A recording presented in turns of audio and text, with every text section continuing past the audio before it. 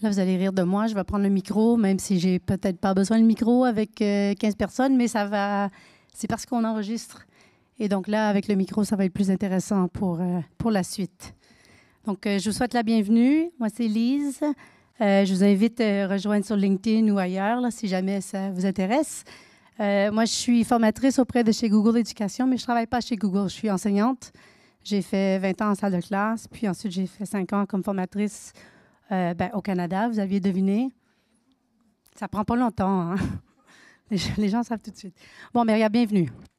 Là, la session est au sujet du navigateur Chrome. Donc, vous n'êtes pas obligé d'être souscrit à une plateforme quelconque. Ce n'est pas payant. Tout le monde utilise Chrome. Levez la main si vous utilisez Chrome. Plusieurs d'entre vous. Parfait. Donc, vous êtes parmi la majorité, qui utilise Chrome.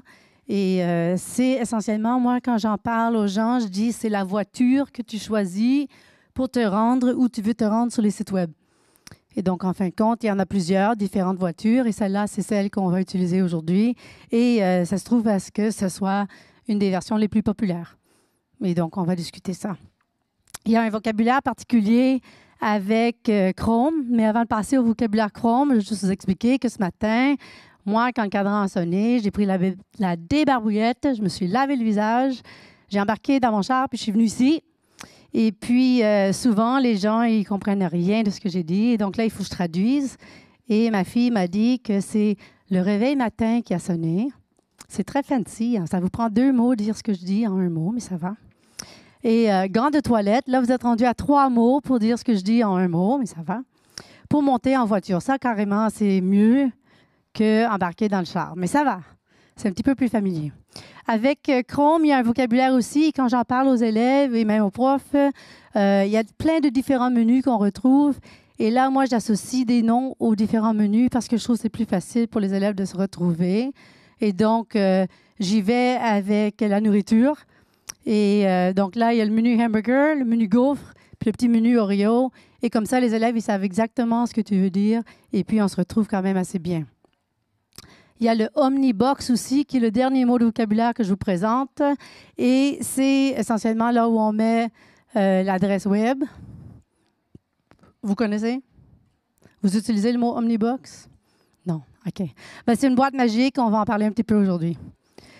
Et donc, en fin de compte, quand moi je me branche dans la voiture, comme le véhicule a besoin d'un conducteur, Chrome a besoin de savoir qui je suis.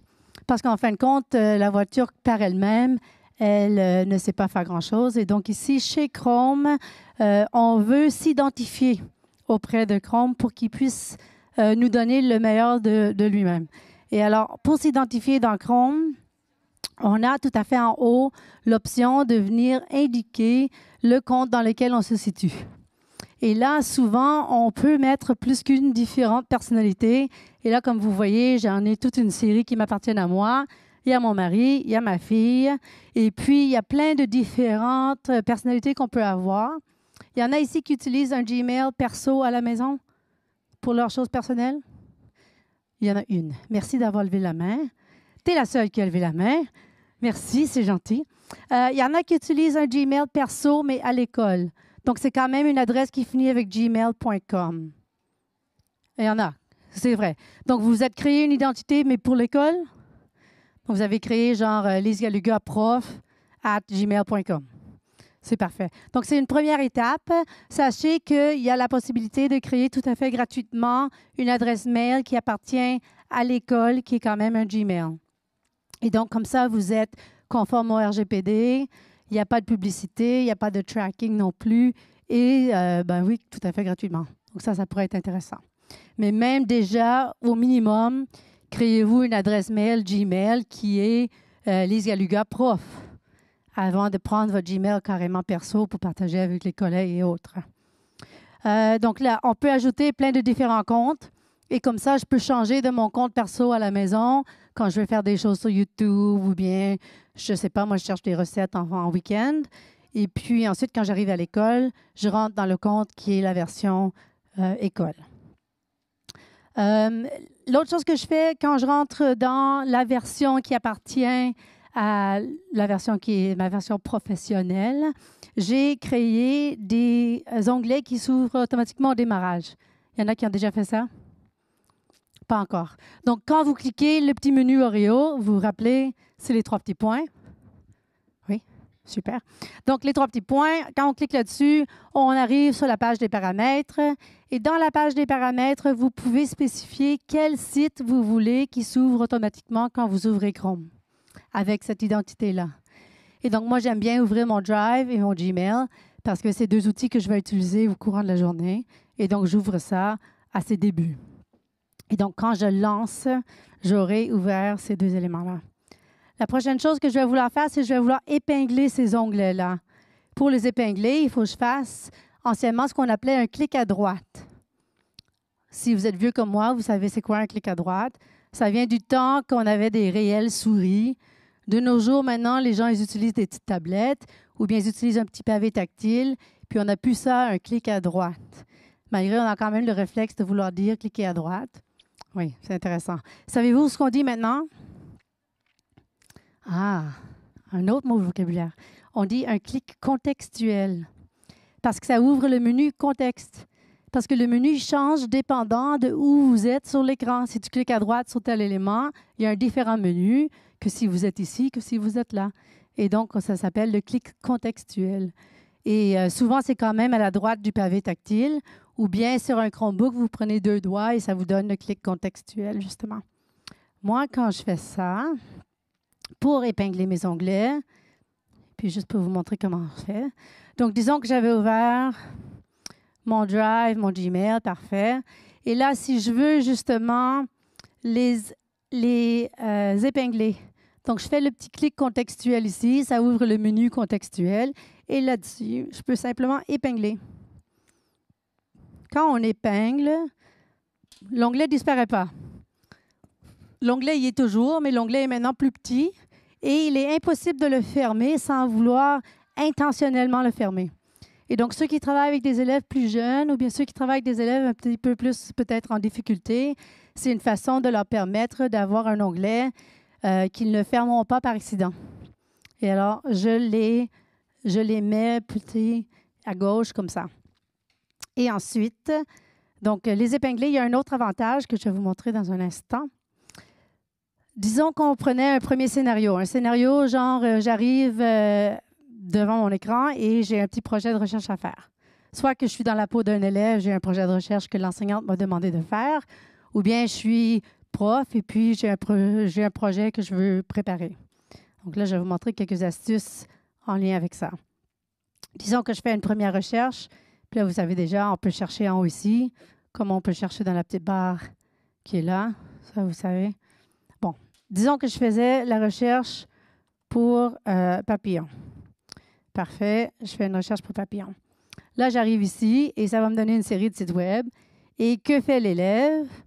L'élève clique sur le premier lien, il ouvre la page et puis ensuite, il va lire un petit peu. Ensuite, il va faire « back » ou bien « retour ». Qu'est-ce que vous dites?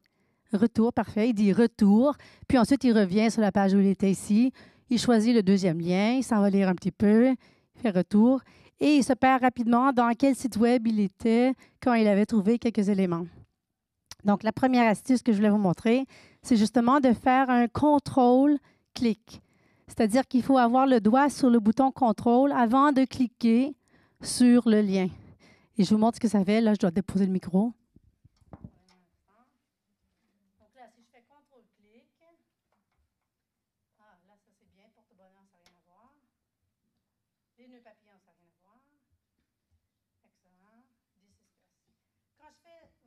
Désolée. Quand je fais des contrôles-clics, ça ouvre les onglets, mais ça les ouvre à droite des onglets où j'étais. Et donc, j'ai toujours ma page de recherche sur laquelle je peux revenir et je peux venir retrouver les informations. Et alors, ça me donne maintenant les 4-5 différents sites. Puis là, je réalise que là, j'ai des nœuds papillons qui n'ont rien à voir avec ce que je veux. Donc ici, ce que je peux faire, c'est que je peux rajouter des mots. Je peux rajouter le mot « insecte » pour préciser ma recherche, ça va enlever les nœuds papillons. Mais je peux aussi faire la soustraction du mot « nœud ». Ça, je ne sais pas si vous avez déjà utilisé, mais en faisant la soustraction dans la recherche, ça va éviter et ça va enlever tous les sites qui ont le mot « nœud ». Et alors là, ça disparaît. Et donc, pour un élève, surtout si je retrouve plein de choses qui sont peu pertinentes. En faisant la soustraction de quelques mots-clés, ça peut faciliter pour nos élèves leur travail. Et donc là, je devrais avoir que des trucs qui sont par rapport à l'insecte. Ah, puis là, il y a C'est pas sorcier. Attendez une minute. Contrôle-clic. Bon, parfait. Là, je vais ouvrir ça. J'adore les C'est pas sorcier, vous connaissez. Ça, j'ai appris ça depuis que je suis ici. Fantastique. Bon. OK, donc là, disons que je fais ma leçon. C'est possible que maintenant que j'ai plein de beaux sites web ouverts, que je veuille réorganiser mes onglets. Ouais, donc, c'est possible que je veuille prendre le C'est pas sorcier, puis je vais le mettre en premier parce que je vais faire une petite intro avec ça. Je vais tasser ça. Donc, on peut juste prendre l'onglet, puis le glisser, puis le déposer à l'endroit où on veut l'avoir. Ça va? Donc, c'est littéralement juste cliquer, glisser, déposer. Ça va? Super. Donc, on peut faire ça. Disons que je suis ici, je lis le site. Vous savez déjà que si le mot est en bleu, c'est un hyperlien et ça nous amène vers un autre mot. Ça, c'est fantastique. Mais disons que je suis un élève, que j'arrive là, et puis qu'il y a un mot que je ne connais pas. Donc, le mot « trompe ». Disons que c'est un mot que je ne connaissais pas. Ce que je vais faire maintenant, c'est que je vais cliquer et je vais glisser en même temps avec le petit mot. Donc, si je prends ça, je clique et je glisse. Vous voyez comment ça dit « Do not enter » là? Sens unique ou... Non, c'est même pas sens unique, c'est l'autre. Sens interdit. Oh, c'est bien dit, ça. OK, parfait. Si vous prenez ça maintenant puis vous venez le déposer entre deux onglets, vous voyez où je suis rendue là? Tout à fait en haut. Si je le dépose ici, ça va faire une recherche avec le mot « trompe » dans un nouvel onglet Google pour mon élève. Et alors là, il est toujours à la bonne page. Il y a toujours... J'étais ici, j'ai toujours le mot « trompe ». Mais maintenant, j'ai lancé la recherche avec la définition, puis plein de... Oh, des beaux trucs. Excellent. Super. Ça, vous ne faites pas ça live devant un groupe, hein? On va fermer ça. All right. Bon, c'est pas grave. Là, disons que l'élève est en mode, il est prêt à commencer à prendre des notes. Et puis, si vous aviez justement lancé la version gratuite de Google Workspace et puis que vos élèves ont des adresses qui appartiennent à votre institution, donc mes élèves ont une adresse genre @sainte-cécile.fr ou peu importe le nom de l'école, ils peuvent simplement lancer, puis vous pouvez faire aussi, lancer avec doc.new. Donc, si vous dactylographiez doc.new dans l'Omnibar, l'Omnibox, la boîte magique dont je vous avais parlé, ce que ça fait, c'est que ça vous lance dans votre propre Google Drive un nouveau document. Donc, sans avoir à aller ouvrir votre Drive, faire un nouveau Google document, le nommer, etc., ça lance directement un nouveau document dans votre Google Drive. Et donc là, je peux appeler ça Papillon.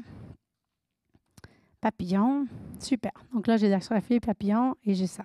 Donc là, j'ai un Google Drive vide dans lequel je peux commencer à mettre des informations si je suis dans la peau de l'élève. Donc, l'élève vient lire ça. Je ne sais pas, moi, il trouve un fait intéressant. Bon, ça, c'est très intéressant pour l'élève. Et encore une fois, il peut cliquer puis glisser. Vous voyez, j'ai le « Do not enter ». Ah non, sens interdit, c'était ça. Non. Si, OK. En tout cas, ça va. Mais là, au lieu de le laisser entre deux onglets, là, j'amène ça directement dans mon Google Doc. Et puis là, il arrive directement dans le Google Doc. Puis là, j'ai un fait intéressant. Et puis, à partir de ça, c'est certain que l'élève n'utilise pas ça comme ça du tout cuit, mais il va ensuite, ça lui donne une base de données pour être capable de bâtir son information. Et donc là, il peut aller sur un autre site web et prendre une information. Une minute, je vais en trouver un autre. On accepte n'importe quoi. Excellent. OK, parfait. Disons que je prends ça. Là, je fais la copie, ou bien je n'ai même pas besoin de faire la copie, je peux juste glisser, déposer. Puis là, si je dépose ici, vous allez voir que je n'ai pas le même format. Le même quoi? Ah, c'est... Wow. Je vais me coucher moins niaiseuse ce soir, comme dit mon père. Donc, là, ce n'est pas la même police. Alors, au lieu, je vais faire juste un CTRL-Z pour enlever ça. Et au lieu de juste coller avec un CTRL-V, on peut faire un CTRL-SHIFT-V. Je ne sais pas si vous avez déjà fait. CTRL-SHIFT-V, ça enlève tous les éléments de police qui sont là et ça permet d'avoir juste le texte. Donc, ça, pour certains, c'est intéressant. Ah, quoi d'autre que j'avais mis là? Ah oui, ça, on a déjà fait. On a glissé dans notre Google Doc. Organiser les onglets, on les a déjà organisés. Super. Ah oui. Donc, disons que là, c'était ma leçon et je voulais accéder à un onglet en particulier. Je peux faire avec juste le contrôle puis le numéro de l'onglet. Ça m'amène justement à la bonne place. Donc, si, disons, je voulais avoir un onglet en particulier, il faut que je clique d'habitude sur le... parfait. Donc là, si je voulais avoir le troisième onglet, en faisant contrôle 3, ça m'amène au troisième onglet. Si je fais contrôle 4, ça m'amène au quatrième onglet. Contrôle 5, etc. Ça dépend si vous êtes maniaque du keyboard, comme moi, le clavier. Moi, j'aime les raccourcis clavier. Puis il y en a d'autres qui sont plus souris. Donc, ça dépend. Mais moi, pour moi, ça, c'est vraiment quelque chose que j'utilise à tous les jours. Donc, c'est juste de faire contrôle puis le numéro de l'onglet auquel vous désirez accéder. Si là-dessus, j'ai des onglets que je ne veux pas nécessairement avoir, donc disons que ma recherche, je n'ai plus besoin, je peux simplement prendre l'onglet et glisser, déposer un petit peu plus loin. Ça va le mettre dans sa propre fenêtre. Oui, donc ça sera dans sa propre fenêtre auquel je peux accéder par la suite. Donc, je peux retrouver ma fenêtre avec ma recherche. Donc, ça va. Donc, glisser puis déposer, on peut enlever un onglet de la session qui est présente. Donc là, disons que je pars ma leçon, je fais ma petite démo et je montre un petit peu un clip de C'est pas sorcier. Et puis, quand j'ai fini de montrer le clip que je voulais montrer, là, je ferme mon onglet parce que je suis prête à passer à autre chose. Puis là, c'est à coup sûr le moment où j'ai un élève qui lève la main pour dire « Ah, madame, dans la vidéo, ils ont dit telle chose. » Et puis, j'aurais besoin de revoir un petit clip de la vidéo. Mais alors là, pour retrouver l'onglet que je viens de fermer, on fait CTRL-SHIFT et puis la lettre T. Et puis, en faisant CTRL-SHIFT-T, ça me ramène l'onglet qui vient d'être fermé. Et on peut faire ça à l'infini. Vous pouvez continuer à faire des CTRL-SHIFT-T et ça va reprendre l'onglet qui avait été fermé juste avant, celui qui était précédent, celui qui était précédent. Et ça, c'est fantastique, genre en novembre, quand vous voulez savoir ce que votre mari vous achète pour Noël. Oui, c'est parfait. Et donc là, vous lancez des CTRL-SHIFT-T sur le furteur et puis vous tombez directement sur Dior ou je ne sais pas trop quoi. C'est parfait. C'est aussi super le CTRL-SHIFT-T quand vous faites ça comme ça parce que un élève, moi j'enseignais au secondaire, vous appelez ça le lycée, je pense. Et donc là, quand je suis au lycée, je circule un peu en salle de classe, puis là j'ai un élève, tout d'un coup, du coin de l'œil, je viens de voir qu'il vient de fermer quelque chose à l'écran. Parce que là, il était sur un site qui ne devait pas être. Et là, en passant, tu fais juste CTRL-SHIFT-T. Et puis là, tu lui dis, bon, ben regarde, oui, c'est peut-être pas ce que tu devais être en train de faire, mon petit coco. Et puis là, on passe à autre chose. Donc, CTRL-SHIFT-T, je m'en sers quotidiennement. C'est super. Il y a des outils qui sont des outils qu'on peut rajouter à Chrome. Donc, Chrome, c'est comme la voiture dont je vous avais dit avant. Et dans une voiture, on peut acheter des suppléments. Tu sais, on peut acheter les sièges en cuivre, on peut acheter, je ne sais pas moi, la radio magique et autre chose. Si on met Chrome Web Store, on a des trucs qu'on peut installer sur Chrome, sur la voiture, sur le véhicule, sur le navigateur. Ce sont des trucs qui ne sont pas nécessairement payants. Il y en a un bon nombre qui ne sont pas du tout payants, gratuits. Puis moi, dorénavant, aujourd'hui, je vous montre que des trucs gratuits parce qu'au Canada, on n'a pas les budgets comme ils ont dans les écoles privées ici. Donc, ça ressemble drôlement à vos écoles qui ne sont pas les écoles privées ici. Vous appelez ça comment? Les écoles publiques, oui. Nous aussi, on n'a pas un sou. Et donc, du gratuit, c'est fantastique. Et alors, dans le Chrome Web Store, en haut ici, vous avez l'option de rajouter des extensions. Et là, il y a différentes extensions que vous pouvez rajouter. Puis le premier, je vais vous montrer, c'est le OneTab. OneTab, vous devez mettre en un seul nom. Mais le OneTab, c'en est un que j'utilise encore une fois de façon quotidienne. Son intention, quand les gens l'ont créé, c'était d'économiser l'énergie pour la pile, pour que ta pile puisse durer plus longtemps. Et donc, c'était pour mettre en veille les onglets que vous n'avez pas consultés il y a longtemps. Parce que là, ça fait longtemps que je n'ai pas consulté quelques-uns des onglets. Et donc, le système va automatiquement les mettre en veille. Mais dès que je clique dessus, ils vont se réveiller. Et puis, comme ça protège un peu ma batterie. Ce n'est pas du tout la raison pour laquelle moi, je m'en sers. Et donc, c'est pas grave. Mais une fois que vous aurez installé, je vais juste tasser ça pour vous montrer un petit peu. Si je clique là-dessus, moi, c'est déjà écrit « Installer ». Vous allez avoir un petit bouton qui dit « installer un R au lieu de E accent aigu. Moi, c'est déjà fait. Vous, ça ne sera pas encore fait. Une fois que c'est installé, vous allez avoir ici, au niveau de l'Omnibar, l'Omnibox, vous allez avoir ici vos différentes extensions que vous avez installées. Donc, moi, j'ai celle-là qui est ici, le OneTab. Bon, parfait. Je vous montre ce que ça fait. Bon. Si, disons, je suis rendu ici, je suis l'élève, puis la cloche sonne. Bien là, mon élève, demain, avant qu'il soit fonctionnel encore, quand il revient pour continuer son projet de recherche, il y a un autre 10 minutes à mettre avant qu'il ouvre les bons sites web, qu'il se retrouve dans son brouhaha et puis qu'il puisse se mettre au travail. En cliquant One Tab comme ça, ce que ça fait, c'est que ça ferme tous les 5 onglets que j'avais d'ouverts et ça me les met dans un petit groupe que je peux nommer. Donc, si je clique ici, je peux nommer ça papillon ou autre. Là, j'aurais dû prendre quelque chose de plus pédagogique. Je n'ai pas appris ma leçon. OK, donc papillon, parfait. Et puis là, je peux faire ici où c'est écrit « Partager en tant que page web ». Donc, je peux faire « Partager en tant que page web ». Et là, ça me donne ici un beau site web. Ça me donne aussi un code QR. Donc, si vous scannez ça en arrière, ça devrait vous ouvrir 5 onglets au sujet des papillons, si ça vous intéresse. Mais aussi, en même temps, ça nous donne une fois, donc c'est un lien, mais qui ouvre 5 différents liens. Et donc, pensez peut-être vous préparer un voyage avec vos élèves et vous avez le site web du musée, vous avez le site web du, je ne sais pas moi, le repas que les parents doivent choisir, vous avez votre formulaire où ils vont dire ce qu'ils vont apporter, vous avez l'agenda avec l'heure à laquelle le parent doit se présenter à l'école, etc. Vous pouvez déjà ouvrir vous-même les 4-5 onglets. Vous en faites un seul lien, puis vous envoyez un lien aux parents, mais toute l'information y est. Quand je suis prof, si j'enseigne, disons, au sujet de la Deuxième Guerre mondiale, j'ai mes 5 sites que j'aime consulter en lien avec la Deuxième Guerre mondiale, j'en fais un OneTab, et c'est le OneTab que je partage. J'ai aussi un site, un OneTab que j'ai préparé pour les élèves qui ont terminé leurs travaux d'avance. Donc, les élèves qui ont terminé leurs travaux d'avance, ils ont le droit d'aller aux ordinateurs, mais je ne les veux pas sur n'importe quel site. Et donc là, ils ont le droit d'aller sur n'importe quel site qui sont dans mon OneTab. Et je peux les modifier, je peux les changer au fur et à mesure. Donc, ça peut changer. Donc, c'est une façon de faire.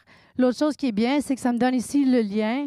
Et puis, ce lien-là, si je le copie, je peux le partager aux élèves dans un autre outil. Donc, si vous avez Classroom, soit Classroom avec un C qui est l'outil Google, ou bien Classroom avec un K qui est l'outil ici, peu importe l'outil que vous utilisez pour partager avec les élèves, vous utilisez, puis vous pouvez partager le lien. Donc, c'est une façon de faire. Quoi donc qui est intéressante? Ah oui, vous allez remarquer que les 2 onglets que j'ai épinglés avant, donc mon Gmail perso et puis mon Drive perso, ne sont pas du tout parmi les 5 onglets qui sont dans mon OneTab. Donc, c'est l'autre raison pour laquelle on veut épingler certains onglets. Parce que là, je peux encore rester fonctionnel, mais ces onglets-là sont protégés d'être inclus dans le OneTab. Vous voyez un peu ce que je veux dire? Oui, ça va? Super.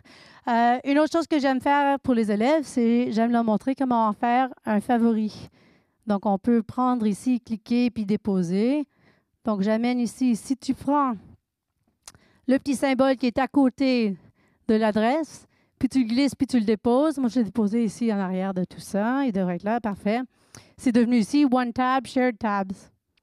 Mais ça, OneTab, Shared Tabs, ça ne dit rien pour l'élève. Donc, je vais vouloir encore faire un clic à droite, qu'on l'appelle maintenant.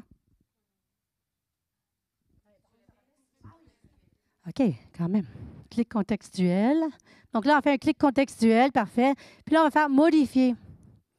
Puis modifier, je peux changer ça, je peux appeler ça papillon au lieu. Ou bien je peux appeler ça autre chose. Puis maintenant, ça s'appelle papillon. Et puis là, l'élève ici peut cliquer une fois, puis tout restaurer en un clic.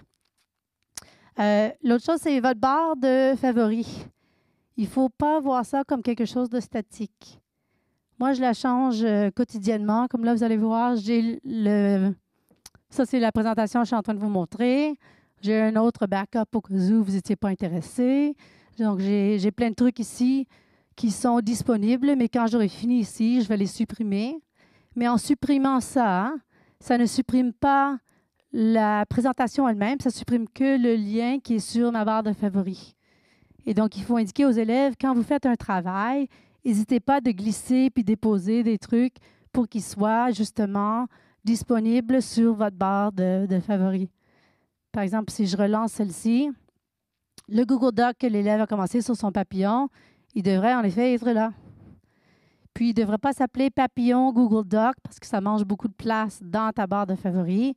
Donc, tu peux enlever la partie Google Doc. Puis, tu peux mettre que papillon.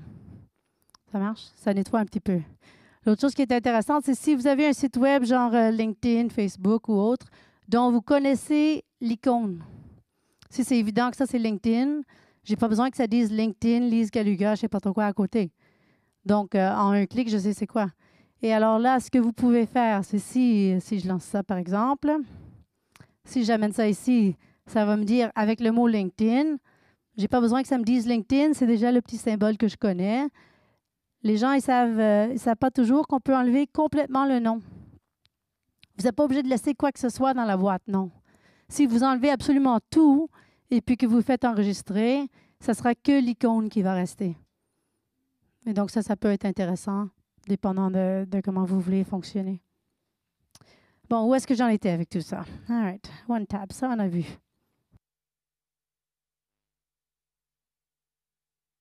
Normal? Ah, non, c'est juste moi. Fausse manœuvre. Ça, c'est épingler les extensions. Ah oui. Donc, vos extensions, une fois que vous les avez mis, là, j'ai installé j'ai installé OneTab, j'en ai installé quelques autres.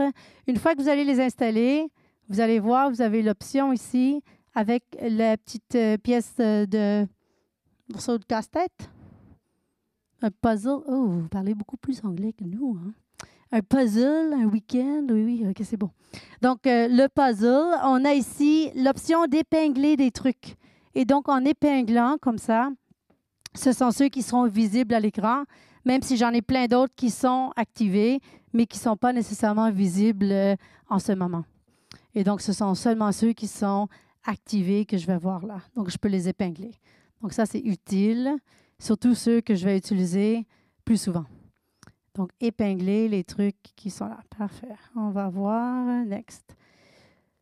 La barre de favoris, ça, j'ai déjà fait. Glisser, c'est bien. Simplifier la barre de favoris, on a fait. Bon. On m'avait demandé pourquoi est-ce que je ne crée pas des groupes dans mes onglets au lieu de créer un One Tab. Mais alors là, si je fais tout restaurer, puis là, j'ouvre tous mes petits trucs sur les papillons.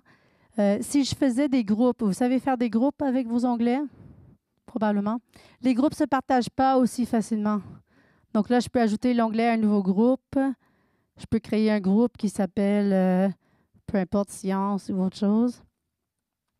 Et donc, moi, la raison pour laquelle je n'utilise pas cette façon de faire, c'est juste que je ne peux pas le partager aussi facilement. Ça ne me donne pas le code QR en un clic. Ce n'est pas aussi simple. Et donc, moi, j'utilise plutôt l'option de créer avec OneTab. Ça va? Vous allez bien? OK. Ça va. Bon, on continue. J'ai 4 autres extensions à vous montrer. Ça va? On est à mi-chemin. OK. C'est juste moi où l'énergie est comme l'eau. All right. Vous êtes concentrés. Oh, ça, c'est très bien. Très bien. On continue alors. Donc, les autres extensions que j'aime bien. J'en ai une qui s'appelle PageMarker. Est-ce que vous connaissez? Non. OK. Parfait. Je vous montre ça. On va en trouver un qui a des belles images. J'aime pas ça, mais c'est pas grave. On va prendre celle-là. Donc, PageMarker, vous faites la même manœuvre. Vous allez au Chrome Web Store, vous mettez PageMarker, puis vous installez. Ça vaut la peine que je vous montre encore? Ça va aller. Chrome Web Store. Je fais rapidement. C'est bien. Chrome Web Store. Vous mettez PageMarker. Ça devrait apparaître. Super. Moi, c'est celui-là. Il y en a plein, hein? Puis, c'est gratuit. C'est comme des applications sur votre téléphone. Vous en mettez quelques-uns. Si ce n'est pas celle que vous aimez, vous supprimez. Vous en mettez d'autres. C'est gratuit. Vous faites comme vous voulez. Moi, ça va être écrit « Supprimer de Chrome », mais où ça va dire « Installer sur Chrome ». On a tout compris. Super. Donc là, on arrive ici. On allume PageMarker. Moi, la raison pour laquelle je l'aime, c'est juste parce que c'est très simple. Et là, je peux être sur un site web. Je vais juste descendre ça. On va enlever ça. Bon, là, je suis en mode écrire. Attends une minute, on va enlever ça. On va enlever ça. Bon, parfait. On va remettre ça.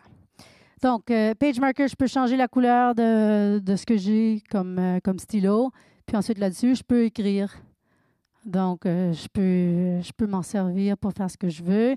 Si j'étais prof de maths, ça me permettrait de faire plein de belles choses, là. Mais c'est un outil qui me permet d'écrire sur un site web. Je peux aussi dactylographier sur un site web. Donc, si, disons, je voulais indiquer que ça s'appelle des nervures, ou je ne sais pas trop ce que ça s'appelle, là, mais on va mettre nervures.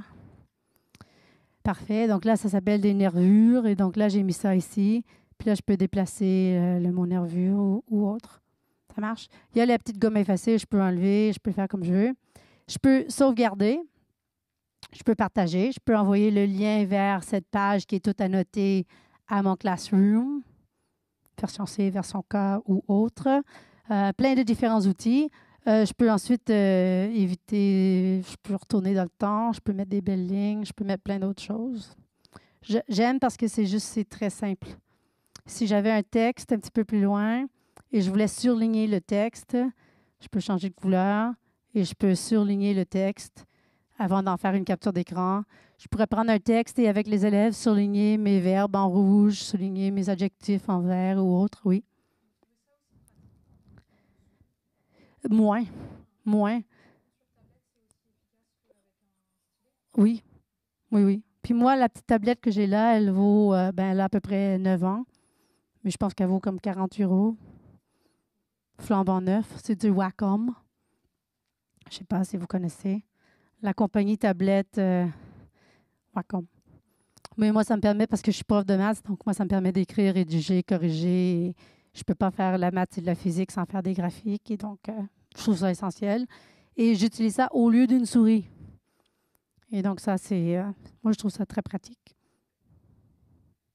Ça va? Il y a d'autres questions? Ah, je ne l'avais pas dit, mais les questions sont permises. Hein? N'importe quand. Bon, on revient. Revenons à nos moutons. On va fermer l'outil. Ça, c'est PageMarker. Vous connaissiez? Vous avez d'autres outils? C'est bien quand même, hein? Oui, c'est bien. Super. On peut applaudir, mais ça va. Retenez-vous. OK. Crafty Text. On a Crafty Text. Je ne sais pas si vous connaissez. Non? Moi, j'aime bien Crafty Text. Donc là, disons que j'ai un élève qui doit venir faire une présentation. Je peux mettre le nom de l'élève devant. Et là, l'élève présente. Tout le monde est au courant dès qu'il présente, surtout les premières journées d'école. Ça, c'est pertinent. Si j'ai un site web à partager avec les élèves, je peux le mettre comme ça. C'est très grand, c'est en un clic. Ça me permet d'afficher, parce que dans ma salle de classe au Canada, j'ai plus de tableau blanc avec craie ou avec des stylos. J'ai qu'un écran. Et donc là, quand je veux juste écrire quelque chose en grand, je trouvais ça hyper frustrant jusqu'à ce que je découvre cet outil-là. Parce que ça, je trouve bien. Il y a aussi, je ne sais pas si vous aviez remarqué au fur et à mesure que je dactylographie, ça me donne... Une minute. Donc, quand je dactylographie, ça permet à l'élève, surtout un élève plus en difficulté, de savoir ce que j'ai dactylographié au fur et à mesure. Donc, si j'ai appuyé sur CTRL ou bien si j'appuie sur SHIFT ou autre, les touches que j'appuie sont affichées à l'écran. Et pour un élève qui en a besoin, c'est intéressant. Et ça ne distrait pas trop. Donc, ça, j'aime bien. Donc là, disons qu'on apprend un nouveau mot de vocabulaire. Les élèves ne savent pas trop épeler le mot de vocabulaire. J'aime bien afficher très grand, très rapidement comme ça. Donc, c'est juste pour m'éviter, parce que sinon, je suis prise sur mon ordi. Donc là, soit que je prends mon PageMarker et que je l'écris, mais là, vous avez vu, j'écris très mal, ou bien je prends ça et c'est très rapide, c'est très vite. Donc ça, c'est Crafty Text. Ça s'utilise juste en cliquant puis en fermant comme ça, rapidement. Donc, on n'est pas obligé d'avoir activé. La petite compagnie Crafty, encore une fois, toute gratuite, mais il y en a un autre qui est Crafty Cursor, puis c'est ce que j'utilise là pour que mon curseur il ait le petit cercle orange. Le orange, je le trouve un petit peu foncé. Donc, en fin de compte, on peut choisir une différente couleur. Je préfère le jaune parce qu'il cache moins ce qu'il y a derrière. Mais c'est juste assez pour permettre à l'élève d'être capable de suivre un peu où je suis pendant que j'anime. Donc, ça, c'est Crafty Cursor. Vous installez de la même façon. Il y a Crafty Zoom. Donc, ça, ici, vous décidez de quelle dimension vous voulez avoir pour votre petite magnification. Et donc là, on peut avoir ici, c'est un zoom, quoi. Puis je peux zoomer encore plus. Et donc, si j'avais un outil puis que je voulais être capable de le mettre plus grand, ça, on peut s'organiser. Donc là, je pense que c'était mon dernier. Ah, il y a le Clipboard History que j'aime, mais ça, c'est plutôt côté perso. Ça me permet de conserver, au lieu de seulement la dernière chose que j'ai copiée, quand je fais un CTRL-C, CTRL-V, ça me permet de remonter dans le temps. Donc, quand je fais mes bulletins puis que j'ai des commentaires un petit peu plus génériques, celui qui dit cette année, on a étudié blablabla, blablabla, blablabla, puis ensuite, je personnalise. Mais la première partie, je l'ai toujours besoin. Et alors, ça me permet de remonter dans le temps, avoir la version A, B et C de ce commentaire-là et d'une façon beaucoup plus facile. Donc, ça, c'est Clipboard History Pro. Screencastify, tu peux enregistrer ton écran. Dans le temps de COVID, c'était super intéressant. Ça nous permettait de montrer littéralement aux élèves comment faire une manœuvre. Et c'est tout. Bon, là, on peut applaudir. Voilà. Question?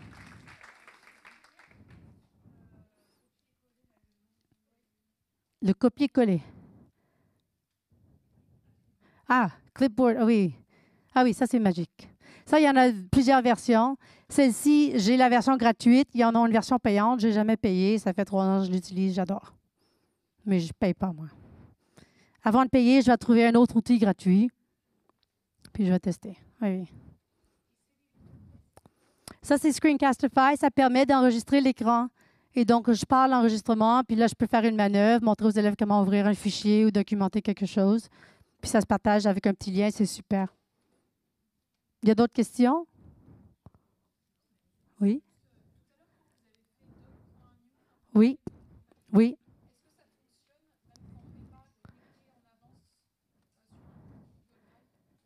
Non, il faut être identifié auprès de Chrome dans un compte pour que ça fonctionne. Mais ça fonctionne aussi avec Slide.new, Sheets.new. Tout fonctionne. C'est super. Bon, je laisse la prochaine personne passer à son tour. Ah oui, puis je vous invite aussi sur le stand de chez Google. Si vous voulez en apprendre plus sur les Google qui sont entreprises mais gratuits, venez nous en parler.